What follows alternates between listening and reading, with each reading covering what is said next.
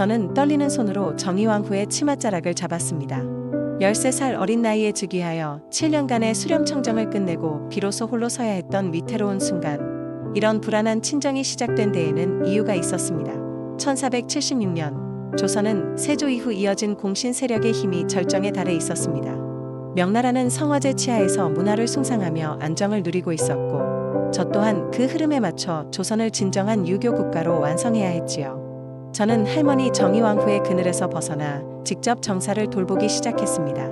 하지만 조정은 이미 한명회와 같은 노련한 훈구 대신들이 장악하고 있었고, 저는 그들의 견제를 뚫고 저만의 목소리를 내야 했습니다. 그것은 소년 임금이 감당하기엔 너무나 무거운 짐이었으나 조선의 태평성대를 열기 위해 반드시 거쳐야 할 고독한 통과 의례였습니다.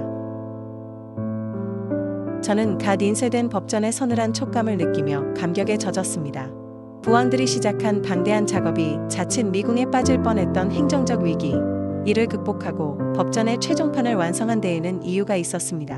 1485년 조선은 마침내 국가 통치체제의 근간인 경국대전을 완성하여 반포했습니다. 당시 주변국인 일본과 여진족에 대항해 내부 결속을 다지고 국가의 기틀을 확고히 하는 것은 시대적 과제였습니다. 저는 수차례의 개정과 검토를 직접 지휘하며 관료 조직부터 백성들의 관원상제까지 모든 것을 법으로 규율했습니다. 이로써 조선은 자의적인 통치가 아닌 법에 의한 통치가 이루어지는 법치 국가로 거듭났습니다. 저는 단순히 왕권을 강화하는 데 그치지 않고 법 앞에 군주와 신하가 머리를 맞대는 합리적인 세상을 꿈꿨습니다. 이 법전은 훗날 조선 500년을 지탱하는 가장 든든한 버팀목이 되었습니다.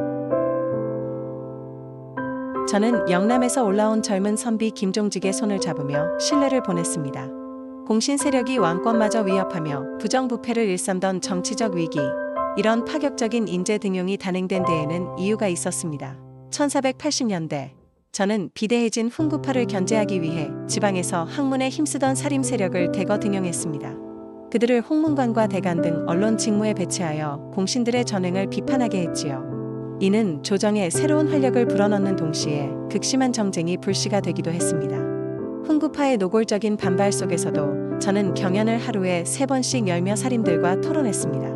학문이 곧 정치가 되는 나라, 도덕적 명분이 칼보다 강한 나라를 만들고 싶었기 때문입니다. 하지만 이 사림의 등장이 훗날 조선을 뒤흔들 피바람의 서막이 될 것임을 그때의 저는 미처 알지 못했습니다. 저는 차갑게 식은 교지를 내리며 얼굴을 가렸습니다. 내명부의 질투와 갈등이 왕실의 존립을 흔들던 전대미문의 위기, 이런 잔인한 결정이 내려진 데에는 이유가 있었습니다. 1479년 왕비 윤씨가 저의 얼굴에 손톱 자국을 내는 사건이 발생했습니다. 당시 엄격한 유교 질서를 세우려던 조정에서 이는 용납될 수 없는 불충이자 불효였습니다. 어머니 소희왕후와 대신들의 강력한 압박 속에 저는 결국 윤씨를 폐위하고 사약을 내렸습니다. 국왕으로서 법도를 지켜야 했지만 한 남자로서는 평생 씻을 수 없는 죄책감이 되었습니다. 이 비극은 훗날 제 아들 연산군에게 씻을 수 없는 상처를 남겼고 조선 태평성대의 이면에 어두운 복수의 씨앗을 심었습니다. 저는 찬란한 문화를 꽃피우며 성군이라 칭송받았으나 제 내면은 가족을 지키지 못한 슬픔으로 검게 타들어가고 있었습니다.